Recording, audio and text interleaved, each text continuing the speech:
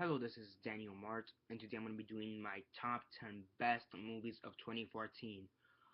So yeah, I'm going to be doing this similarly to how I did my top 10 most and least anticipated movies of 2015. Basically, I'm going to start off by giving my introduction as usual. I'm going to show off all my honorable or dishonorable mentions, in this case honorable mentions. Then I'm going to show the number, 10, 9, 8, 7, 6, 5, 4, 3, 2, 1, the movie that is in that place, a poster of the movie that's in that place, and then I'm gonna give my opinion on it. So yeah, now honorable mentions. This one was a tough one. There were so many great movies this year. I could have easily made a top 20 best movies of 2014, but I didn't really want to. So yeah, I could have easily made a top 20 or top 25 or something like that, but I'm gonna keep it down to 10. Yeah, it was pretty difficult actually deciding. So yeah, and there's a couple movies here you may not agree for honorable mentions. Um, so yeah, but again, just realize that this is an objective list. This is my opinion. So and these are what I think are the best movies of 2014. So yeah, here are the honorable mentions.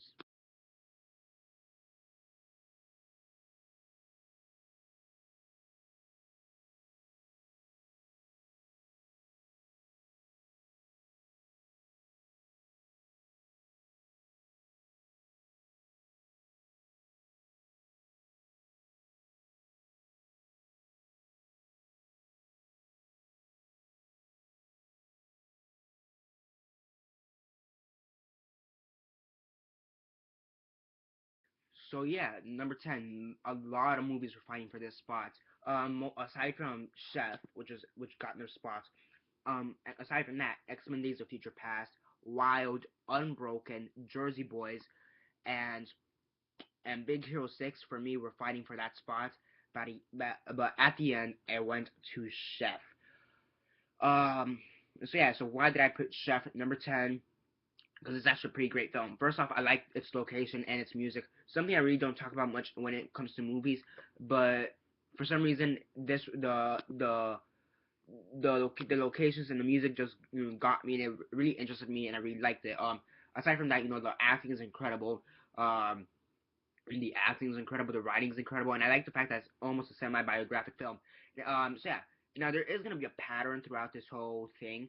That there's gonna be a lot of comic book movies, and there's gonna be a lot of comic book movies, and there's gonna be a lot of people who have been in comic book movies, as well as a lot of biographical films throughout this whole list, both in the honorable mentions and in the actual list.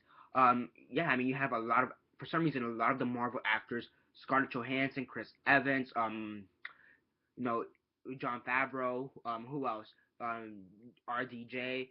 They were in a lot of other films aside from their actual Marvel films, and there's actually a lot of films, as you can tell in the honorable mentions, and even Marvel films as well. In the honorable mentions, you have X-Men: Days of Future Past, you have Big Hero 6, and you have Snowpiercer, which has Chris Evans, who was in Fantastic Four, the original 2004 2005 Fantastic Four, as well as he's Captain America right now.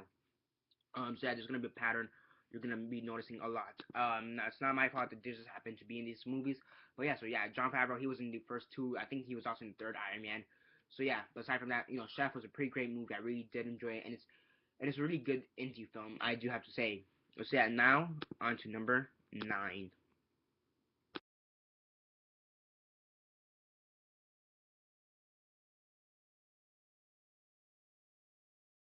Number 9 is Captain America: The Winter Soldier.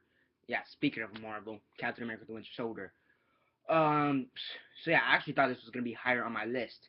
Then I realized how many great movies there were this year. Yeah, it was number 9. What can you say? The first Captain America, it was okay. It was pretty decent. It set up the character, but it was okay. This Captain America, though, first off, it sets Age of Ultron, which comes out this year, and then it gives Captain America this whole espionage type of style, which is pretty great. Overall, it had great acting, great writing. I did have a few flaws in my opinion, but overall, it was pretty great in my opinion. Overall, it was an incredible movie. I liked what they did with the character.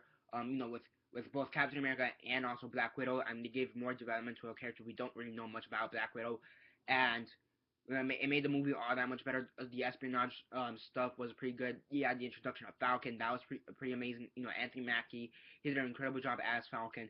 And you saw, and we also saw how much influence Hydra has in Shield and whatnot. And yeah, I mean overall it was a pretty great movie. Now to number 8.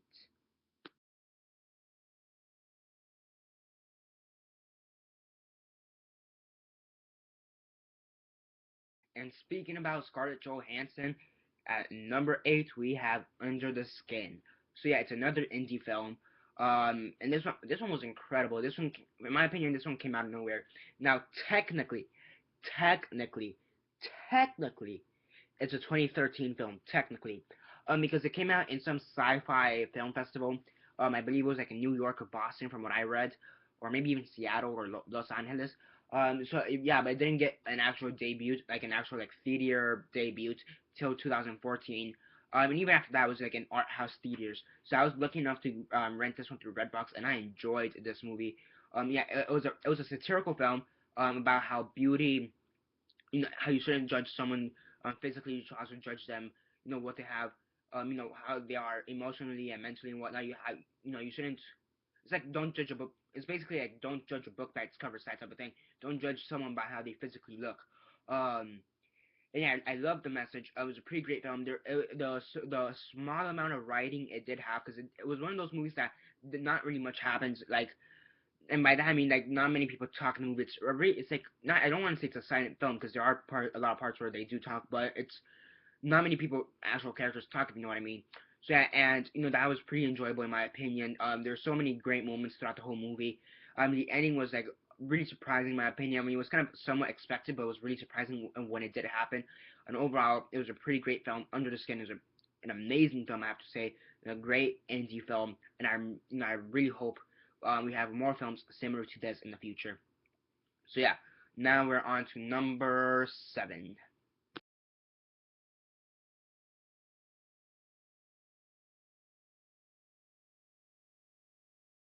And on to number 7, we have American Sniper, which stars Bradley Cooper, who is also in a Marvel film. So yeah, I mean, what the hell? I mean, he was in Guardians of the Galaxy this year. I mean, not this year, last year. So yeah, he was in Guardians of the Galaxy. He was Rocket Raccoon, and then he also has this year he had two Oscar films, American Sniper and Guardians of the Galaxy. Okay, technically he wasn't nominated for Guardians of the Galaxy, but still, Guardians of the Galaxy is an Oscar-nominated film for special effects and clothing and makeup. I'm just saying. But American Sniper, that was a great movie in my opinion. It did have its flaws. I will admit it did have some flaws, but it was such a great story to see the story of this guy Chris Kyle, um, brought into the limelight. It sucks the way he died. Trying to help another person with post-traumatic stress syndrome. The guy shot him and a friend, so they both died. But it was just sad to see, that he's dead. He died in 2013, so it's really sad. And yeah, and I researched the guy. And he also he met the guy from Lone Survivor, like the movie Lone Survivor. The guy it's based off. He met that soldier as well, so that's pretty cool. I wanted to admit. I mean, overall, it was a pretty great story. It did have a few flaws, I do have to say, but overall, it was a pretty great movie. I do understand why it was nominated. I it is a bit debatable for Best Picture. I don't think it was that great for Best Picture, but I don't think it's gonna win. I don't think it should have been nominated for Best Picture, but whatever. It's still a great movie. Bradley Cooper, he does deserve that nomination for Best Actor. Now, do I think he's gonna win? I mean, I don't think so. I don't think so because you have Michael Keaton, Eddie Redmayne, Stephen Carell, right? I mean, you have so many of the great actors, and yeah. So yeah, now we are on to number 6.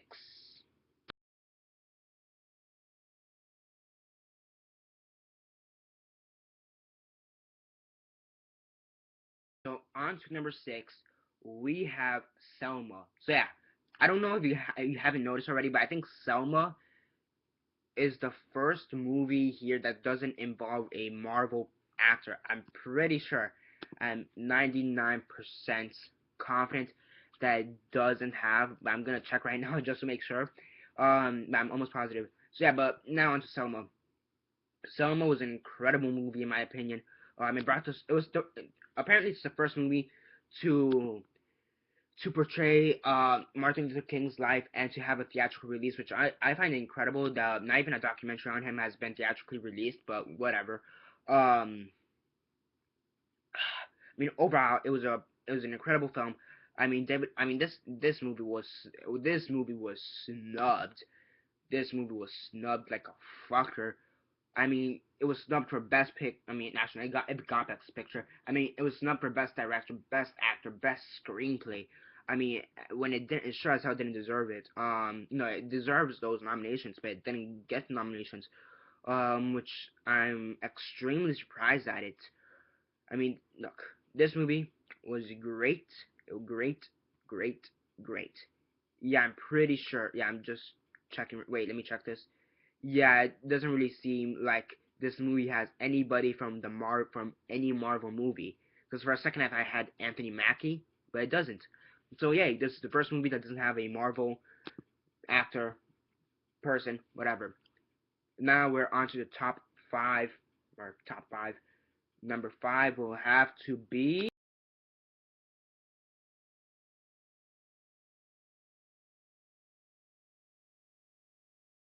The Guest. Number five is The Guest.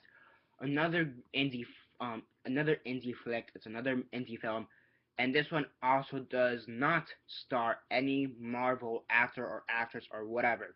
So yeah, um, yeah, this movie was incredible. This is a movie that came out of nowhere, and when I read reviews for it and heard reviews on other people's channels, I was interested. I wanted to see it. When I saw it, oh my gosh, was this incredible? This was incredible. Dan Stevens, he's in Downton Abbey. He's in that show Downton Abbey, I believe. Um, and I've never seen that show. I have no experience with him up until now, and wow, he has acting chops. He was this really creepy, psychotic guy who was at the same time very suave, caring, and yeah, he was suave, he was caring, but he was manipulative, creepy. He covered his tracks and whatnot. He was an incredible actor. The rest of the cast was also incredible, but I think the whole cast is gonna be outshined by him, by Dan Stevens, because he just gave I think the performance of his lifetime. I mean, he's in Downton Abbey. He's in a TV show for HBO, I believe. So yeah, I think after this he will be better known. Such a great film, and yeah. Now onto the number four spot.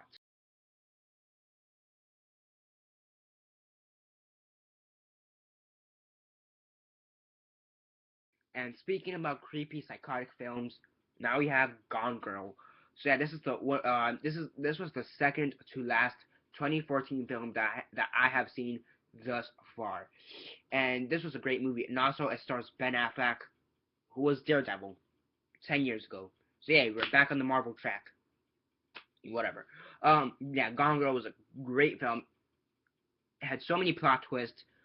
It was so great. It was somewhat satirical with the fact that it tells us that we should dig deeper into what the true story is and not just go off on the limb of what the media is telling us to go insane or whatever. So I do think it is a bit satirical in my opinion, but overall it's a great movie. It was really creepy at times. It was really horrific at times. Just this one scene. Oh my gosh. Oh my gosh. There's a reason I'm holding my neck. I'm not gonna spoil it if you haven't seen it, but yeah, there's a reason I'm holding my neck. Oh my gosh. It had so many. Yeah, it had so it was so great. That's what I'm saying. And the fact that I got like two nominations, no, not even two. I think I only got one nomination in the Oscars for the performance of Rosamund Pike. I think that's just a shame because yes, she was a great film. She was great in the film, but there's so many other nominations they could have gotten: Best Director, Best Picture, Best Adapted Screenplay, Best Actor. I've even heard people say that Best Supporting Actress for Carrie Coon, and even Best Supporting Actor for Tyler Perry.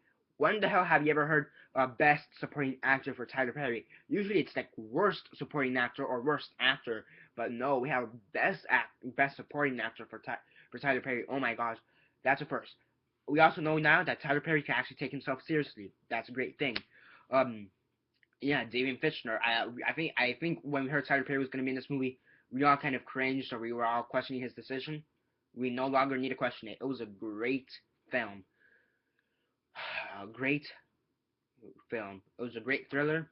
It was somewhat of a horror movie and was great. It was somewhat of a satirical film and was great. It was a great drama. Hell of a great adapted screenplay. It was great overall. I mean, really, my only complaint with the film is like the last 10, 15, 20 minutes. Um, Aside from that, that was a great film. And yeah, that's basically it for this part. Now on to number three, which will have to be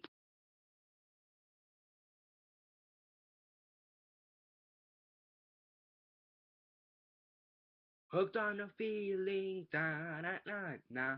Yeah, Guardians of the Galaxy. Let's be honest, we all like that song as of now.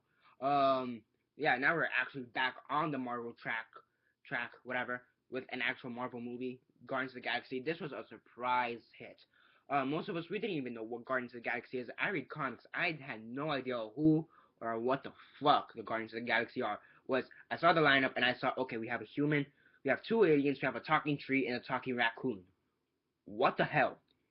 After this movie, now we know we basically will watch anything Marvel does. Hence, now we get Ant-Man, Miss Marvel, Doctor Strange, Black Panther, and who the hell knows what else in the future. Um, yeah, that's not even Marvel, So yeah, that's gonna be Marvel. Um, so I mean, this movie was great, great acting. Um, you know, yeah, great acting, great special effects, great writing.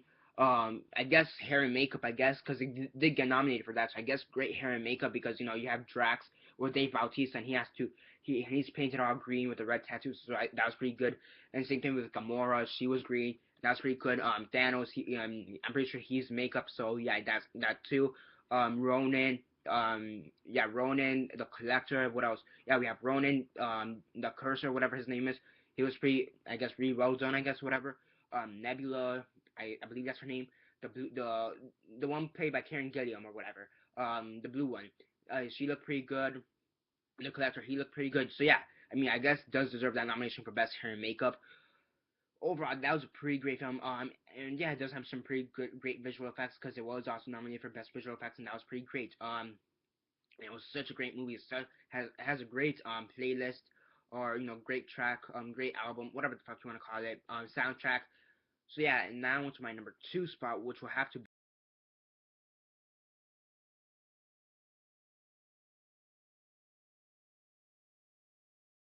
speaking about sleeper hits. We have Edge of Tomorrow. Who the hell thought this was gonna be a great movie? Let's be honest. We had an action. It's basically Groundhog Day mixed with action. I think me and everybody else who saw the trailers for this movie thought he's just gonna repeat the same thing over and over, die at the same place, whatever. Oh, we were dead wrong. We were dead wrong. Dead wrong. Yeah, this was such a great movie. Great acting all around. Great visual effects. I do think it got nubbed. It's not nubbed. I do think it got snubbed for the Oscars for best visual effects. For me, Captain America got nominated for best special effects, and for me, I think Edge of Tomorrow would have been better instead of Captain America. Mostly due to the fact that Captain America, the special effects for that came within like the last half hour, as opposed to Edge of Tomorrow that the special effects were like on every 5 minutes. So yeah, I do think it got snubbed for best special effects in this case. But it was a great movie, had some great action, and despite the fact that it basically is a sci-fi action-packed version of Groundhog Day, you can't deny it's a great movie. You cannot deny it's a great movie. Great acting. I mean, Emily Blunt. Who the hell thought she was ever gonna be an action star? We didn't know she was gonna be an action star, and hell, I even have the poster right there. I don't know if you guys could see it. But right there I have the poster. See, for Edge of Tomorrow, right there. So yeah, I also have the promo poster for Transformers. I never saw it, but I like the. I'm gonna admit I like the promo poster. I haven't seen the movie though, and I really don't. I'm not really excited to see it, but I will say I like that promo poster. So I mean, I have the Edge of Tomorrow poster right there. That's how much I like it. Okay, technically they were giving it out for free at the movie theaters, but you get the point. It's a great movie. I even have the poster right there. Now, number one. What's gonna be number one? I don't know. You tell me. Starting now.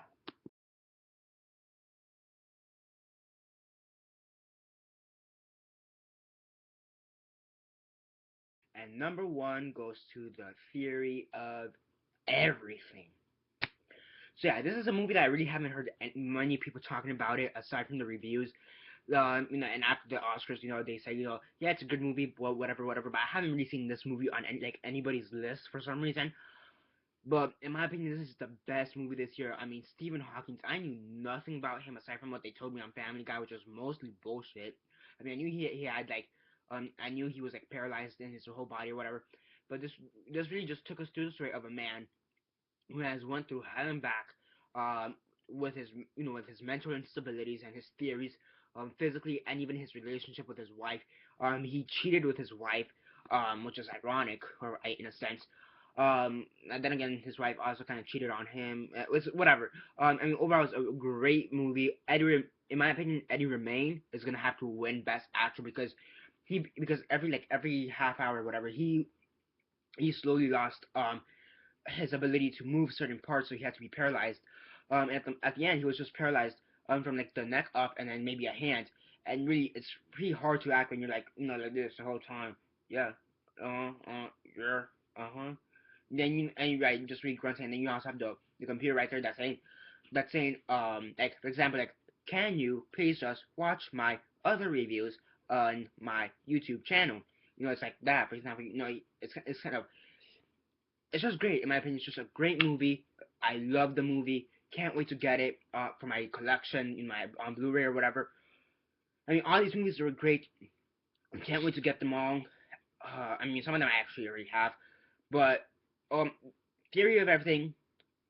I honestly believe I theorize that this is the best movie of this year. See what I did there? Okay, but whatever. So yeah, best movie this year. Great acting, great writing, great plot. The concept is just incredible. It's a great movie overall. It's a great movie. That's all I could say. Uh, it's a great movie. That's all I could really say. It's a great movie. That's it. That's really all I can say. So yeah, that's basically it for this list that I have already done. I have done. By the time I post this, I have already posted my top 10 worst movies of 2014. So that I'll leave an annotation for that up here for those who want to check it out. And yeah, and for those who want to watch my reviews on all these movies, you know, I'll leave a link to all of them down below. So yeah, just to go over the movies, it would be Of Dyson Men. For honorable mentions, it's Of Dyson Men, Interstellar, Fury, The Gambler, Million Dollar Arm, Big Hero 6, Jersey Boys, Chrysalis, Grand Budapest Hotel, Godzilla, St. Vincent, Snowpiercer, Wild, Unbroken, and X-Men Days of Future Past. Number 10 is Chef. Number 9 is Captain America The Winter Soldier. Number 8 is Under the Skin. Number 7 is American Sniper. Number 6 is Selma. Number 5 is The Guest.